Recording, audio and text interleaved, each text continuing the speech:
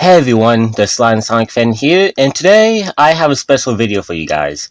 After grinding out all 59 pieces of intel and carefully analyzing the story information of Cold War Zombies we've gotten so far, I am going to explain in detail the full story of Die Maschine.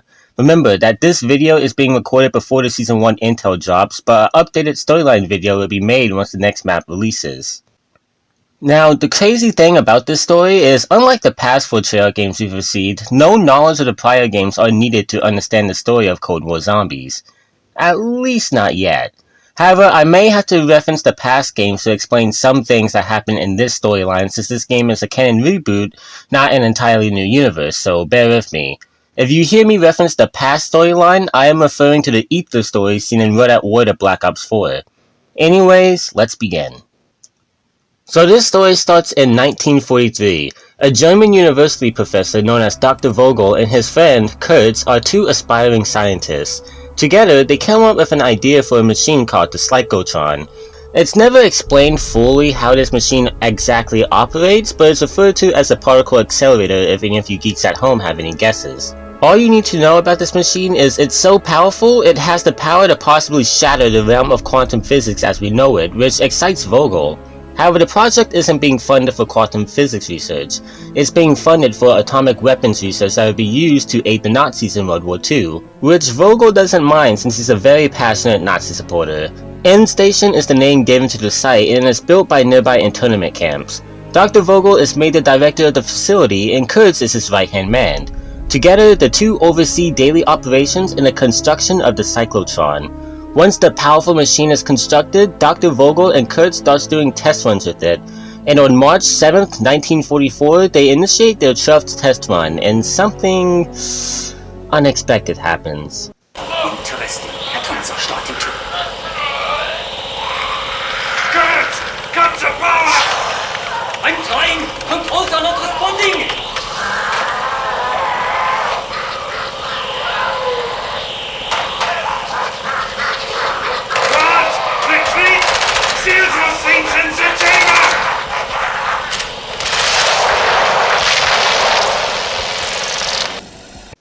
What you just heard is the Cyclotron's first generated rift. You heard me right, rift. The Cyclotron Vogel and Kurtz constructed is powerful enough to open a portal to an entirely new dimension. However, no one is foolish enough to get near the rift because the poor souls who happened to be standing near it once it generated were left in a condition best described as living death. So for those of you who are confused right now, basically Dr. Vogel and Kurt's Cyclotron tore through reality and created a dimensional breach. Now if you followed the past storyline, you would know the specifics of this new dimension, the Dark Ether. A dimension best described by many as hell. This dimension is full of hazardous, corruptive material and all types of monsters. Anyone who approaches the newly formed rift undergoes a violent transformation into a zombie. The people at End Station are able to seal the diseased man into a chamber, and Kurtz believes it's some sort of strange radiation illness. But after extensive analysis on one of the ill men, it's discovered there's some sort of strange element in their bodies.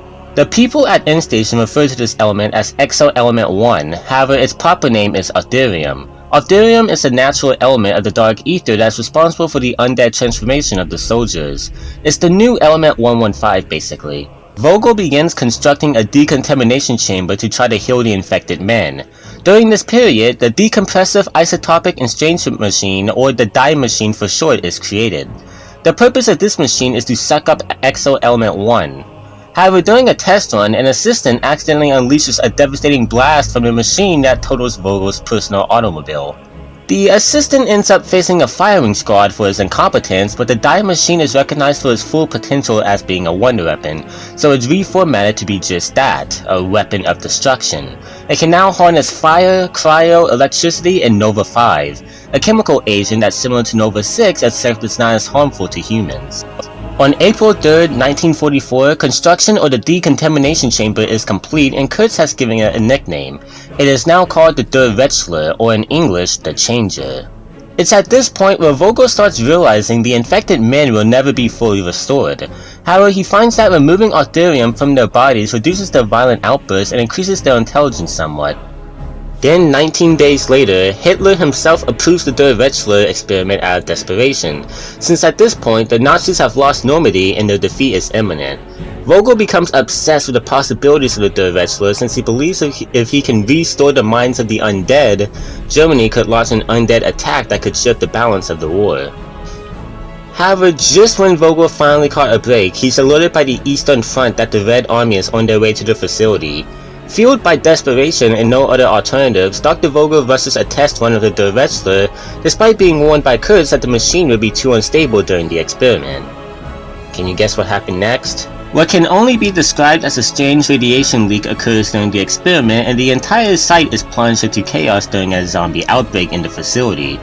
The fate of Kurtz is unknown at the moment, but it's at least revealed that Dr. Vogel escaped before things got too bad.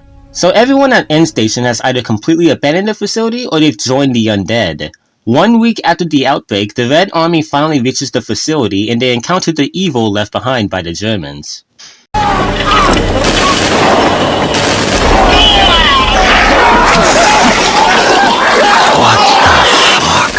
Shortly after, more Soviets reach the site and see the horrors of End Station. Unlike every single other group in the story, these guys are actually smart and they decide it would be best if all of this stuff was buried and forgotten. They act quickly and they get a skilled mechanic named Zykov to turn off the machine. Zykov doesn't have any choice in the matter, so he's involuntarily sacrificed and the Soviets seal the doors shut behind him.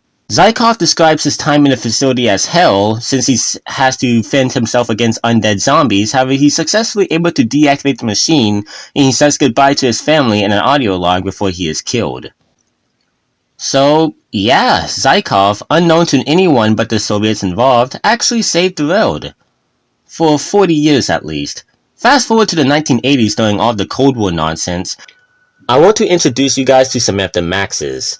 As if most of you need an introduction. I'll try to keep this brief, but Samantha is a character from the past storyline who at the time was a young girl. Her and another child named Eddie walked into this new dimension together at the end of the old storyline, and here she is now, with presumably no memory of the events of the old games. In this new storyline, Samantha, or Sam for short, is an agent of the BND, basically Germany's version of the FBI, and recently there's been silent tension amongst the group of agents. Sam shakes it off as Cold War paranoia, but she does learn of a file that the Russians have dug up recently. A file called End Station. Yep, the KGB, or in other words, Russia's FBI, have rediscovered the End Station program. Sam's contact inside the KGB informs her that the extremists within the agency have been pushing to explore the site since they're confident this could be a potential game changer of the Cold War. Obviously, the KGB doesn't pass up an opportunity like this, and they send a team called Omega Group to reactivate the program. Sam goes rogue since she thinks the BND could be potentially compromised by KGB agents. She's also in contact with another familiar face, Weaver, a fun side character seen in Black Ops 1's campaign. Sam is a contact of Weaver who gives some important updates about the KGB and Omega Group. Speaking of Omega Group, let's go over to them to see how they're doing. Dr. Peck and Valentine, high-ranking members of Omega Group who are likely to be future major antagonists, have a conversation. Valentine explains that she volunteered 2 men to reactivate the cyclotron. One of these men being Metadev, if I pronounced that correctly, who's honored to do such a thing, and the other one being Olaf, who knows that turning on the machine could potentially lead to disastrous consequences. Sam mentions that she has a scared contact inside of Omega Group, and I honestly believe it's Olaf, because who else could it be? Anyways, the two reactivate the machine, and this is where all hell breaks loose. Not only is there another outbreak in the facility, but multiple dimensional breaches start appearing around the globe, leading to zombie outbreaks happening in small zones, and people being sucked into the dark ether. The people who are sucked into the dark ether are faced with surviving against endless waves of zombies and other beasts that roam around the area, some even being considered giants. Well, because they are. As for Olaf, he is transformed into a destructive radioactive beast known as the Megaton. This isn't confirmed, but I'm confident his friend, who also turned the machine on with him, transformed into the Mayak seen only in the dark ether. The US reacts to these global outbreaks quickly, and they compose a team known as Requiem. Weaver is tasked with being the leader of a team of operatives of his choosing known as Strike Team. Dr. Gray, who used to be in the Unnatural Science Division, is drafted into being the representative of the team. Dr. Strauss is head of the Science Division who, believe it or not, is a former in-station employee who stopped working there right before all the dimensional shenanigans ensued. And last but not least is Admiral Carver, someone who volunteered to be in charge of containment and security for Requiem. Dr. Gray is thrilled and excited at the untapped possibilities of a new reality. Strauss is obsessed with studying Ethereum, and Carver wants to weaponize the Dark Ether tech to compete with Russia. These three guys and Weaver make up the main chunk of Requiem as far as we know. Back to Sam, one of her contacts inside the KGB has gotten his hands on a videotape that shows In-Station in its entirety and what really happened there. He sends the tape to Sam before he is assassinated by the KGB in a way that makes his death look like an accident. Sam receives the tape and has it delivered to Weaver via a B&D colleague. Weaver receives the tape and begs Sam to let him offer her protection, but she refuses since she thinks she has more work to do. However, I think she's screwed considering the fact we see her get followed at the end of the intro. Anyways, Weaver sends Strike Team to this location. They are both astonished and horrified at what they see and are forced to fight off the undead. They reactivate the power of the facility and build the Ether Scope, a device made in the glory days of In-Station that was meant to detect anomalies within the Dark Ether that will reveal moments in time. Strike Team uses this device to figure out Vogel's password to activate the Red Slur. They power up the machine with each elemental variant of the Die Machine and they place in the decontamination agent. They use the Megaton as a specimen and lo and behold, Olaf's memory is fully restored. He freaks out at first, but a picture of his family calms him down. I came here to this cursed land to do a job. And Mega, they had me. Yet, they made me turn on this machine of the damned. It caused horrible things. I caused horrible things. And Mega Group, they have big plans. You are here to stop them. I will help you. We will shut off this infernal machine. Close the gateway. It will be the first step. I will repair the damage I have done. Now seeking redemption for reactivating the vile machine, Olaf is now determined to destroy it once and for all. Strike Team defends him as he overrides the cyclotron and he successfully makes it unstable. Strike Team evacuates the site as the machine becomes so unstable, huge balls of electricity burst from the ground. The helicopter picks up Strike Team and they fly off as the cyclotron is now finally destroyed. Ironically, at the hands of the very person who was forced to reactivate it. However, even with all of that finally destroyed, Omega Group is still going to continue to keep wreaking havoc. And there's many questions. What are the true fates of Vogel and Kurtz? Has Samantha been caught by the KGB? What future roles will Dr. Peck and Valentine play? How will the outbreaks be contained? What is Omega Group up to next? Guess we'll find out when the next map releases. Anyways, I hope you guys have enjoyed this video. It was a lot of work. If you have, then please like and subscribe. And as always, I will see you guys next time. Peace, everyone.